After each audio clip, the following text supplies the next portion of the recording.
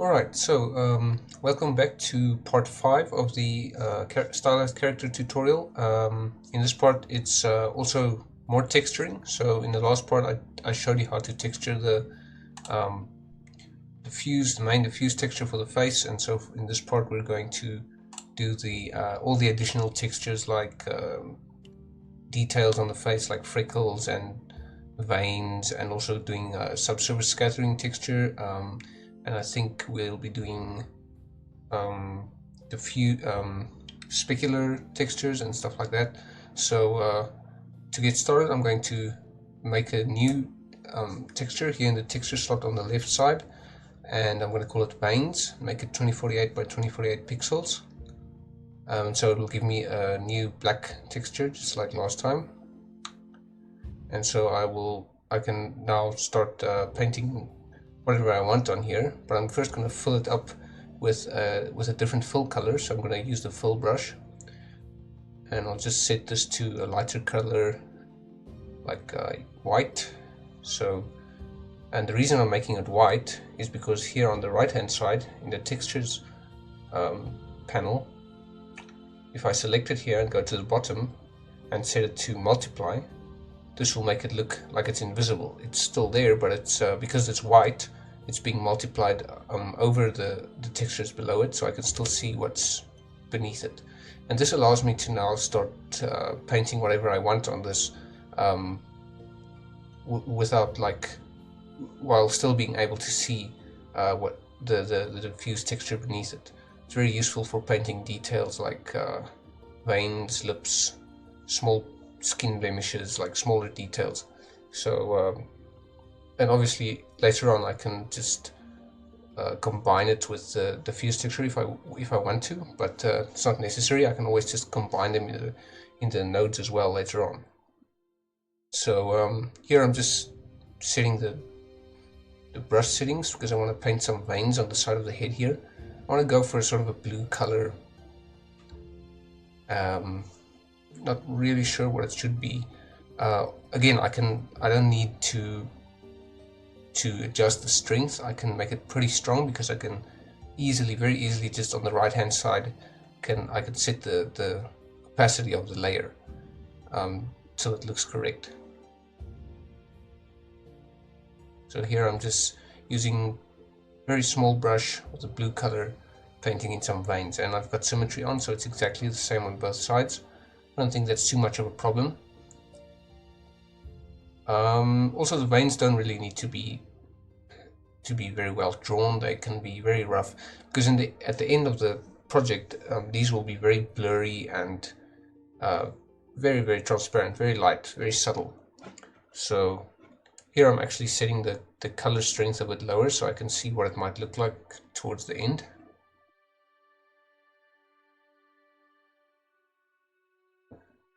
And it also lets me sort of visualize if it looks realistic or not. Towards the center of the face, always remember to turn off symmetry, otherwise it might look really weird. So I'm painting some really, really tiny little veins here.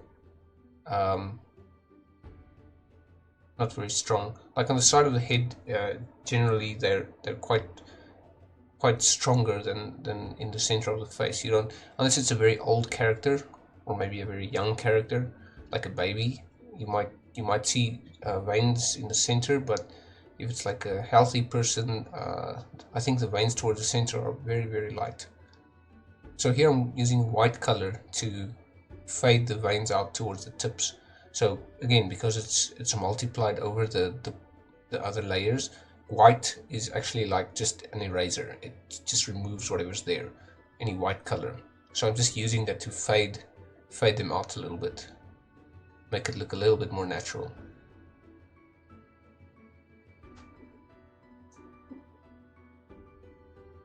And you can just, it's obviously a pretty good idea to look at reference. I'm kind of just eyeballing it here.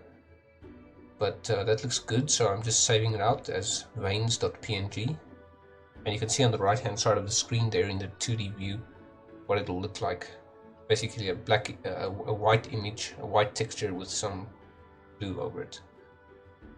And so now I'm adding another texture slot here, and I'm calling it freckles underscore spots. And obviously with this I'll be doing the exact same thing. I'll be making some, except I'll be making some small skin details and so on. So I'm setting it to multiply as well. And then I'll be using the draw brush again. Now for this part, I'm going to add a brush alpha. So here I'm going to click this little button here and select the brush alpha that I just added on the left side there. And here I'm going to select an alpha that I made. It's really alphas for Blender brushes are really simple. You just have a black and white image. I made mine in Photoshop, but you can use any program. And this black and white image basically tells Blender where to add color while you're painting. So it's like you can get an extra shape out of your brush. It's kind of like Photoshop brushes, where you can have any kind of shape you want really. So I'm going to use this alpha to add just some tiny little freckles here and so on. Again, I don't have to make them I don't have to worry too much about the strength, because I can easily just set the layer strength later on. So really just trying to be random here, trying to vary the colors a little bit of the freckles.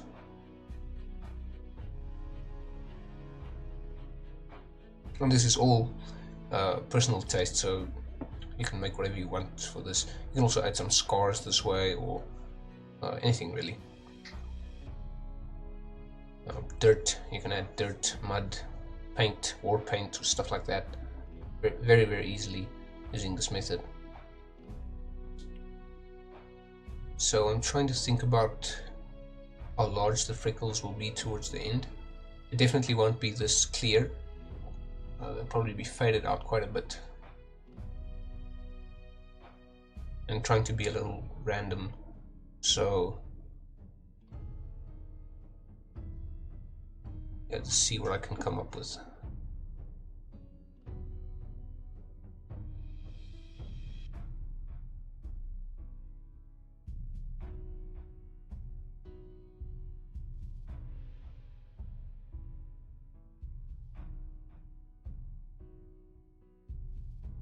So here I'm adjusting the strength again, trying to simulate what it might look like towards the end. And what I like about this method is that it's really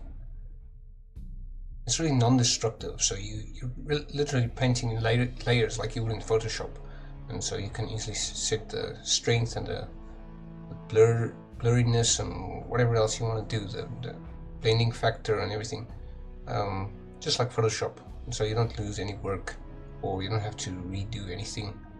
You can just tweak the layers. So yeah, it's pretty fast.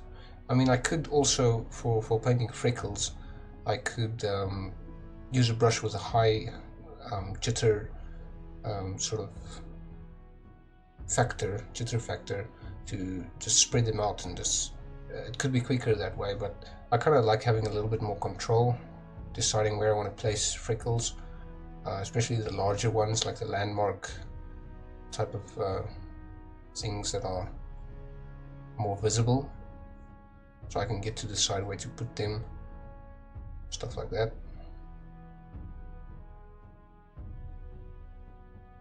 Here you can see I'm putting a few stronger, larger ones in.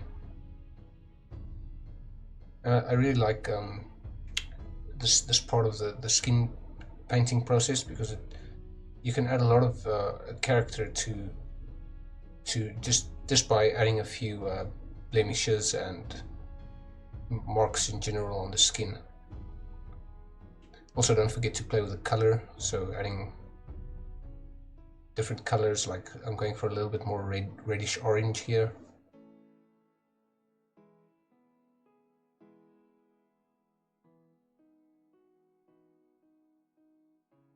So this is what it looks like in flat shaded mode. It's just a white texture with some marks on it. Looks pretty creepy, but it's very, very useful. And I really like painting this way. in a lot of my work, I like to divide things into layers because layers are so powerful. So I also like to use masks and things, trying to work in a non-destructive way as much as I can. This really saves you time, especially on projects where you're being pushed for time, like maybe you're working for a client or someone. It's really helpful to work in a way that doesn't destroy, like a non-destructive way. It's not always possible, but as much as I try to do it as much as possible, as far as I'm able.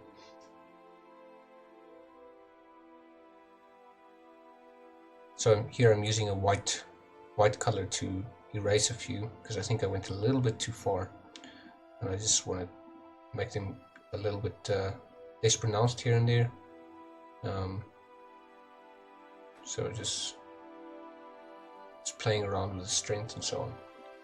So I can save this out, and that'll be useful later on. So I'm going to add another texture, and that is the subsurface scattering map. So the subsurface scattering map is also a very important map, probably the most important one after the diffuse map. So yeah, I've got a sort of an easy way to paint a nice subsurface scattering map that I've found that works quite well for many different sorts of characters. So and there are quite a few different ways to paint your subsurface scattering map, but in general it's a very red sort of map. So I've got a very red color here, a little bit desaturated, but like a very blood sort of color. You could actually even go more red than this. It's easy to desaturate it afterwards if you want. And so here I'm adding an alpha to my brush. I'm just going to pick a different alpha.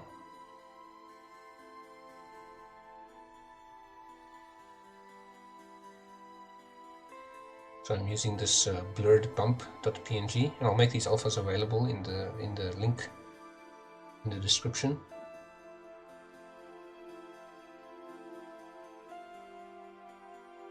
Just making the contrast on the alpha a little bit more pronounced here, so I can get some more drastic results.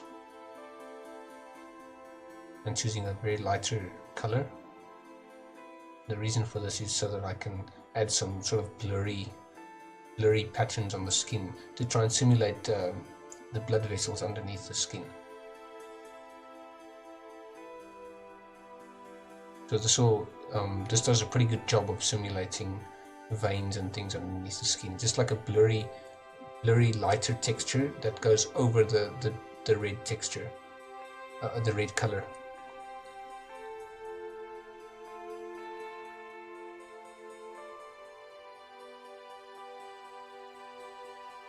And again, this is quite up to you what you decide to do with this. Just a rule of thumb that you use for the subsurface scattering map is that it's very saturated. It's got a lot of red in it to simulate the blood vessels, and you can add some blue as well. In fact, I think because of the blue blood vessels as well. So yeah, I mean, I recommend googling a few references if you want to just familiarize yourself with, like, what does a typical subsurface scattering map look like. It's a very simple map, really. It doesn't take long to paint this, and it does wonders for the subsurface scattering shader later on in the tutorials. It's a very useful map, and I know some methods of making subsurface scattering shaders. You can just use the diffuse map and just like saturate it with a very red color, and that definitely works. But I think the best way is to have to paint the subsurface scattering shader just to paint its own map, and this way you can control exactly where the blood vessels are. If you wanted like a specific area where there's a very prominent sort of vein, or there are some very prominent subsurface effects going on, then this map would be very useful.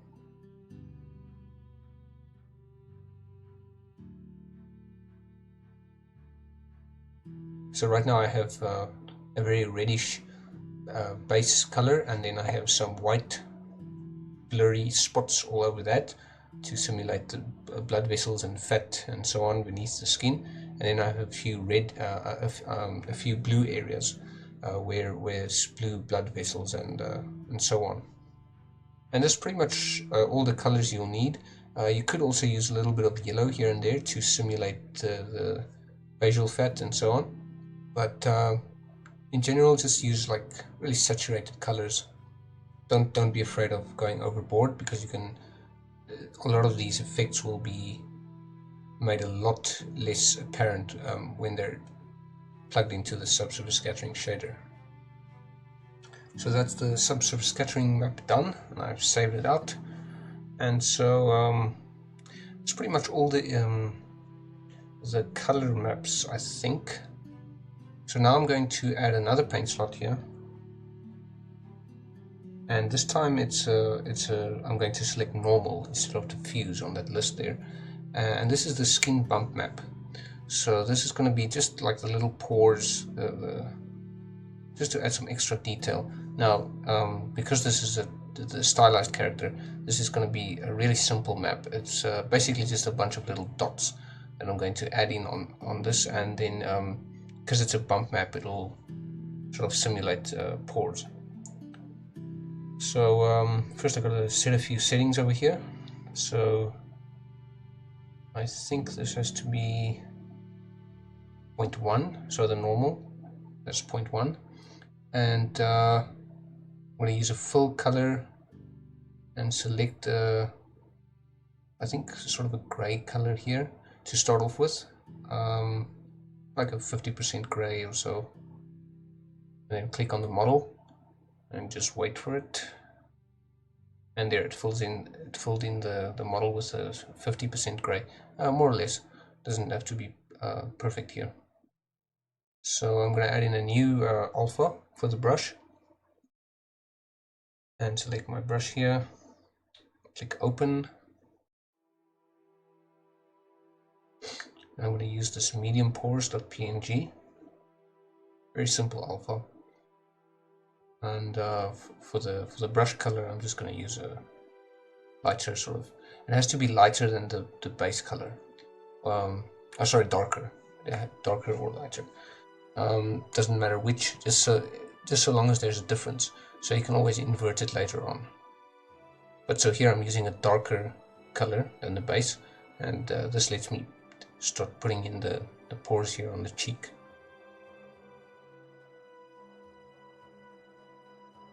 So the pores on the face are pretty interesting because they vary. Their strength varies depending on the area of the face. So in general, the pores on the cheeks here are pretty strong, pretty deep. And as we get to the nose, it's a little bit less pronounced. I think I've got pressure sensitivity enabled on my tablet, so this lets me control the intensity a little bit. So also the size of the pores. So in general, they get smaller on the nose and around the eyes and so on, and then on the cheeks they're pretty large and deep. So yeah, so as I said, this is a stylized character, and the pores are stylized as well. So they really aren't realistic. If this was a realistic face, the pores would be like one of the most important areas of the face, and I'd be spending a lot more time on it, many hours in fact, because you'd be using many different sorts of texture masks and alphas and so on just to get the look right. For a realistic face, it's probably one of the most important areas, parts of texturing, is like the pores, the skin details. So but obviously I don't have to worry about that because this is just a stylized character, and I can sort of pick and choose what I want to do and what I don't want to do. So adding pores in my case is really fast and a really simple job. All I'm really doing is tweaking the strength of the brush and the size and sort of just painting them in.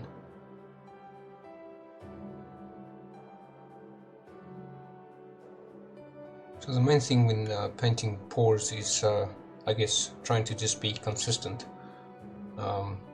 Also, symmetry is normally a pretty bad thing when you're doing pores, so I tend to just turn it off entirely, and just, especially when moving towards the center of the face. I guess it's okay to paint with symmetry on when you get to the extremes and so on, to the extreme side of the face, like on the extreme point of the jaw there, and on the ears and so on.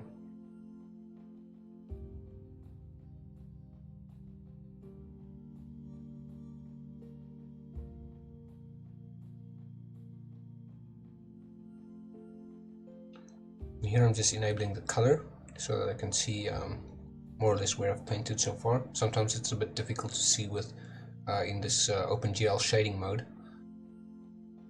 So here I've disabled the mask because I want to paint in some tiny little wrinkles, and so I'm starting to set my brush settings here.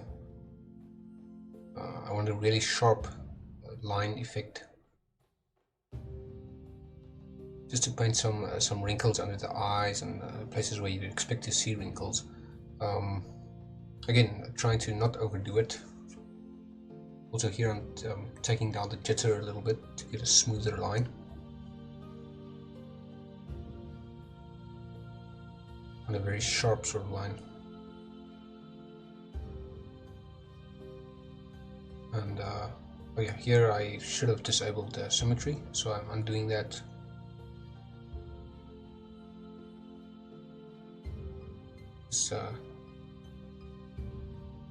Things like wrinkles are always painted without symmetry enabled, because they're so distinctive. You can very easily see when something has symmetry enabled, and it really breaks the effect. So this effect is very subtle, this wrinkles effect.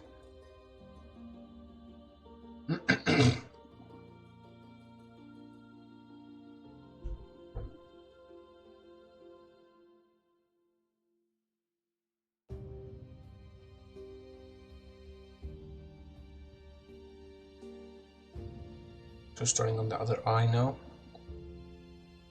on the corner of the eye there.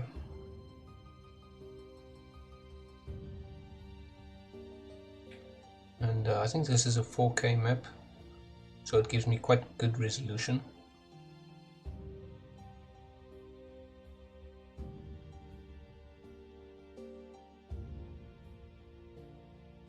So adding some wrinkles toward the center here at the nose, where often the frown lines and so on can be seen quite prominently.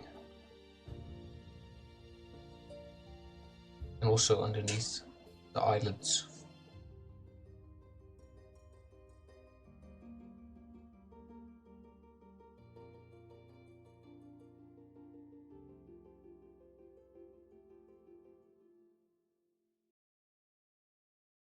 So here I'm starting to add in some wrinkles on the head, on the forehead.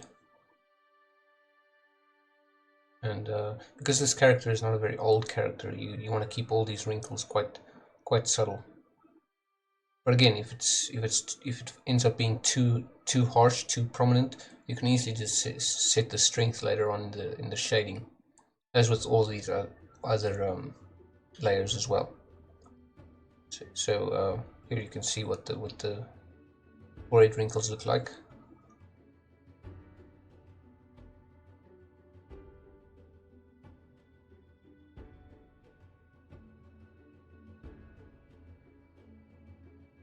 Here I'm just blurring them out just a little bit.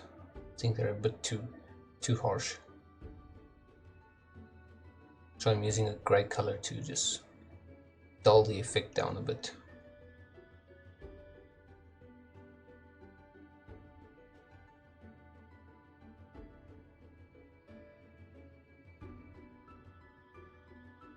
Same thing here with the frown lines and underneath the eyes.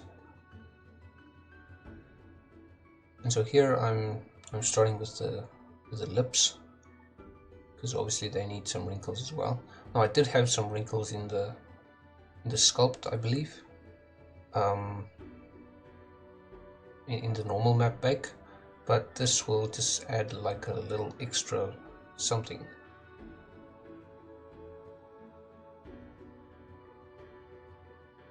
So this map will be layered on top of the normal map bake. They'll be working together to deliver the final result. Technically, I could take this map to Photoshop and convert it into a normal map using the normal map plugin, and then just overlay that over the original normal map bake. But I prefer keeping them apart because, again, much easier to tweak them that way. If this were for a game, I'd probably combine them at some point.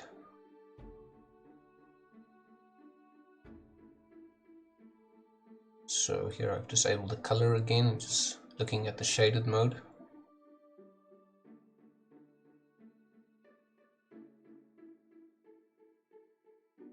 And yeah, as always, it's a stylized character, so no need to worry too much about realism. Here I'm adding a lighter color to make some of the more prominent freckles stand out a little bit. And this is what's so useful about painting in the shaded mode. You can see what's underneath the bump map. Shading in flat shaded mode isn't always that intuitive.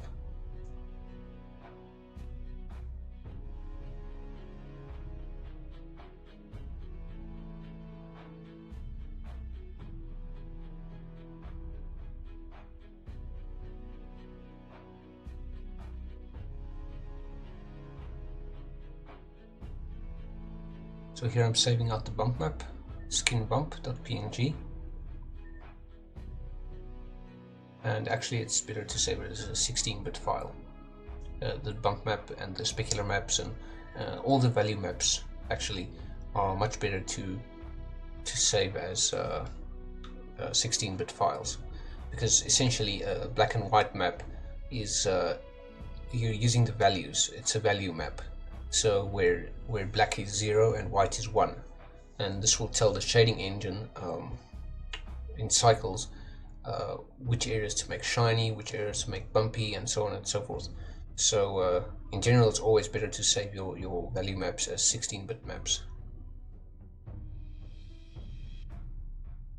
So I've created a new map here. I'm calling it the specular map, or spec for short, and I'm making this map just a 2048 by 2048 map to save on performance a little bit. So again, I've started with a black map, and actually for this one I'm going to fill it with a very dark gray. Don't forget to select it.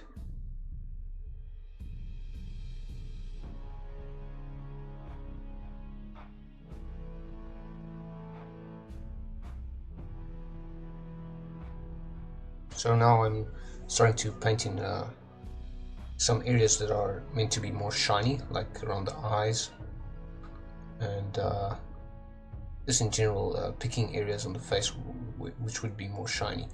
So the eyes are obviously quite shiny, especially on the inside, which we'll do later. Also around the lips here, and the nose is often a little more shiny than the surrounding area of the face.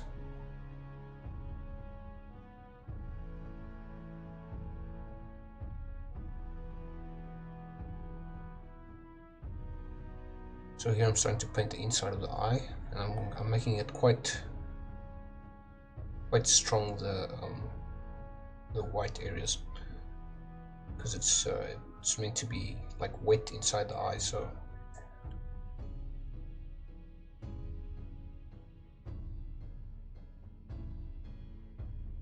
you'll notice I'm painting just like a diffuse texture here, and I guess I could paint specular texture, but I find when painting specular it's actually easier to just do the diffuse, so you can see exactly what's happening.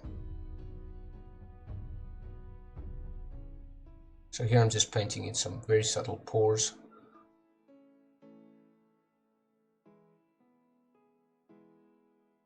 And in flat shaded mode, like right now, I can see exactly which areas are shiny and which are not.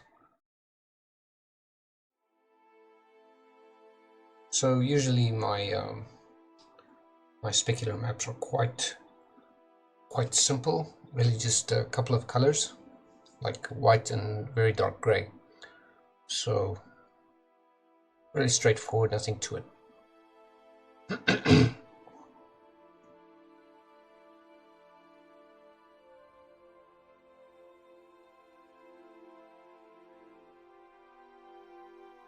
So here I'm adding a little more strength to the eye specular. It has to be pretty strong around the eyes, around the inside of the eyes, I mean.